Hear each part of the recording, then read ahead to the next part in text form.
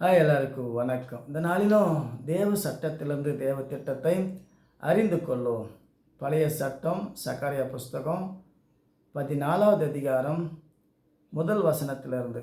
இதோ கர்த்தருடைய நாள் வருகிறது, உன்னில் கொள்ளையானது உன் நடுவிலே பங்கிடப்படும். எருசலேமுக்கு விரோதமாக யுத்தம் பண்ண சகல ஜாதியும் கூட்டுவேன். நகரம் பிடிக்கப்படும், வீடுகள் கொள்ளையாகும், ஸ்திரீகள் அவமானப்படுவார்கள். நகரத்தில் பாதி மனுஷர் சிறைப்பட்டு போவார்கள், மீதியான ஜனமோ நகரத்தை விட்டு அறுப்புண்டு போவதில்லை. கர்த்தர் புறப்பட்டு யுத்த நாளிலே போராடுவது போல அந்த ஜாதியோடு போராடுவார். அந்த நாளிலே அவருடைய பாதம் கிழக்கு எருசலேமுக்கு எதிராக இருக்கிற ஒளிவமலை மேல் நிற்கும். அப்பொழுது மகா பெரிய பள்ளத்தாக்கு உண்டாகும்படி ஒளிவமலை தன் நடு மையத்திலே கிழக்கு மேற்காய் எதிராய் பிளந்து போகும். அதனாலே ஒரு பாதி வடப்பக்கத்திலும் ஒரு பாதி தென் பக்கத்திலும் சாயும். ஆகவே தேவன் எப்படி யுத்தம் பண்ணுவார், தேவன் எப்படி சித்தம் பண்ணுவார் என்பதை அறிந்து கொள்ளணும். இன்றைக்கி இஸ்ரேல் ஜனத்துக்கு இஸ்ரேல் நாட்டை தேவன் தந்தாரா? அவர் தான் அணு ஆயத்தை தந்து அயன்டோனை கண்டுபிடிச்சி சுற்றி இருக்கிற ஜனங்களை சுட்டு தள்ளுன்னு சொன்னாரா? இது பழைய ஏற்பாட்டில் கொடுக்கப்பட ஒரு திட்டம், ஒரு சட்டம். அது எருசலேமில் ஜனங்க சிறைப்பட்டு போவாங்க, ஸ்திரீகள் அவமானப்படுவாங்க.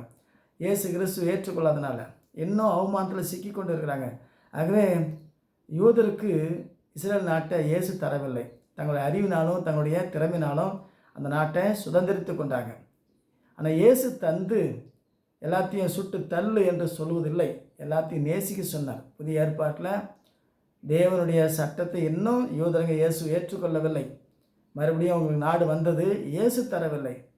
தங்களுடைய மாம்ச அறிவினால் தேசத்தை சுதந்திரித்து கொண்டாங்க, ஆனாலும் சுவிசேஷத்தை ஏற்றுக்கொள்ளவில்லை.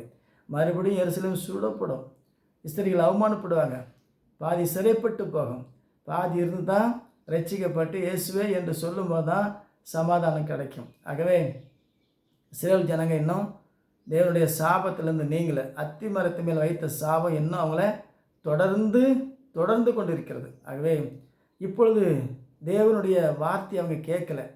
தன்னுடைய அறிவினால் தாவீதை போல இராணுவத்தையும் சார்ந்து வாழ்கிறாங்க. மறுபடியும் அவங்களுக்கு சாவு, நோவு, அழிவு வரும். ஆகவே இந்த இஸ்ரேல் ஜனத்துக்கு ஒட்டு கட்டி பேசுகிற இந்த வயிற்று பிழப்புக்காக வேதத்தை எடுத்துக்கிட்டு இஸ்ரேல் நாட்டை பாருங்கள், யோதரை பாருங்கள், அறிவாளிங்க, கர்த்தர் அவங்களுக்கு நாட்டை கொடுத்தாரு. கர்த்தர் கொடுத்தாக்கா அவங்களுக்கு யுத்தம் பண்ண சொல்லுவாரா? எல்லாத்தையும் நேசிக்க சொல்லுவார். தேவனுடைய பிள்ளைகள் எல்லாத்தையும் நேசிக்கும் போது மற்றவங்க நேசிக்காவிட்டால் ஒரே ஒரு தடி. மோசேக்கிட்ட எப்படி பார்வோனை ஜெயிக்க வைத்தார்? தடி கீழே போட்டால் பார்வோனை கடி, வாழைப்பிடி கையில் வரும் தடி. இதான் பார்வோனுக்கு அடிக்கிற அடி, இதான் இஸ்ரவேலுக்கு முன்னேற்றம் படி. ஒரு தடியில் எல்லாம் செஞ்சிருவார். நீ அயன்டோன்னு கண்டுபிடிச்சி கர்த்தனுடைய நாமத்தை உயர்த்த வேண்டிய அவசியம் கிடையாது. நீ சாந்தமும் சமாதானமாக இருந்து எல்லாத்தையும் நேசிக்க கற்றுக்கொள். யாரெல்லாம் எதிர்த்து நிற்கிறாங்களோ தேவனுக்கு தெரியும் எப்படி அடி கொடுக்கறது, வானத்திலிருந்து இடி இறக்கி அக்கினி இறக்கி சுட்டி அடிக்கிறது, எல்லாம் தேவனுக்கு தெரியும். ஆகவே இஸ்ரவேல் ஜனமே மனம் திரும்பாவிட்டால் கர்த்தர் உங்களுக்கு விரோதமாக யுத்தம் பண்ணுவார். இப்போ கோலியாத் யாருன்னா நெத்தனியா, கோலியாத் யாருன்னா அமெரிக்காவில் இருக்கிற டொனால்ட் ட்ரம்ப். இவங்க ரெண்டு பேருமே கோலியாத்தினுடைய சகோதரர்கள். ஆகவே இவங்க ரெண்டு பேர்த்துக்கும் தேவன் அடி கொடுப்பார். ரெண்டு நாடுமே, அமெரிக்கா நாடும் சீக்கிரமாய் தாழ்த்தப்படும், இஸ்ரேல் நாடு சுட்டரிக்கப்படும். இயேசு ஏற்றுக்கொள்ளாவிட்டால் மறுபடியும் தரைமட்டம் ஆக்கப்படும், இஸ்ரேல் அவமானப்படுவார்கள், சிறைப்பட்டு போவார்கள். இயேசு ஏற்றுக்கொண்டால் உலகமே 1000 வருஷ அரசாட்சிக்கு தேவன் உங்களுக்கு தருவார். எங்களையும் ஆசாரியை வைத்து உங்களை ராஜாக்களை வைத்து உலகத்தை நடத்துவார். ஆகவே 1000 வருஷ அரசாட்சிக்கு இன்னும் யூதர்கள் ரெடியாகலை. இன்னும் யுத்தத்தில் இராணுவத்தில் சிக்கி அழிந்து கொண்டு இருக்கிறார்கள். அவங்களுக்காக ஜெபம் பண்ணணும். இந்த யூதர்களே நாதாரி கொட்டுமே உதாரி கொட்டுமே மனம் திரும்பு, சத்துருக்களை நேசிக்க கற்றுக்கொள்ள வேண்டும். கர்த்தர் யுத்தம் பண்ணுவார். எப்படி யுத்தம் பண்ணணுமோ அவருக்கு தெரியும். ஆகவே நம்ம தேவ சித்தம், தேவ சட்டம், எல்லா தேசத்தையும் நேசிக்கணும், எல்லா ஜனத்தையும் நேசிக்கணும். தேவன் எல்லா ஜனத்துக்கும் சமாதானத்தின் சுவிசேஷத்தை, இஸ்ரவேல் ஜனங்க சமாதானத்தை ஏற்றுக்கொள்ளவில்லை. அங்கே சாவு நோவுக்கு பஞ்சமில்லை. 1800 வருஷமாய் நாட்டு விட்டு துரத்திட்டார். 2வது மகா யுத்தத்தில் 60 லட்சம் யூதர்கள், முதல் யுத்தத்தில் தீர்த்தராயன் படையெடுத்து 10,00,000 யூதர்கள் சுட்டெரிக்கப்பட்டார்கள். இன்னும் மனம் திரும்பல அவங்க. ஆகவே புறஜாதிகளுக்கு தேவன் வாய்ப்பு தந்தார். புறஜாதி நிறைவாக ஆன உடனே யூதர்கள் மனம் திரும்புவார்கள். யூதர்கள் மனம் திரும்பினால் 1000 வருஷ அரசாட்சி நடக்கும்.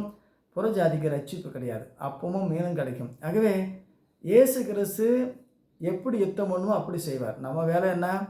சும்மா இரு, சுகமா இரு, சுவிசேஷ சொன்னத்தை கேட்டு எல்லா ஜனத்தையும் நேசிக்கணும்.